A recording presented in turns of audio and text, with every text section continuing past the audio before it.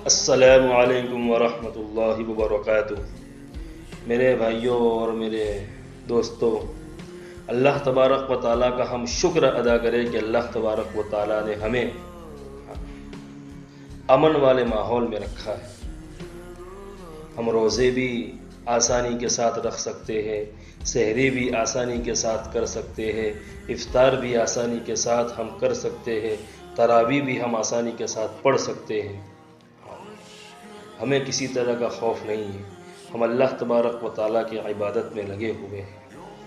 اس لیے ہم اللہ تبارک و تعالیٰ سے ہم رحمت کے طلبگار بنیں، دعا کریں کہ رب اغفر ورحم وانت خیر الراحمین، اور ساتھ میں اپنے جو بھائی ظلم کے شکار ہیں ان کو بھی دعاؤں میں یاد رکھیں۔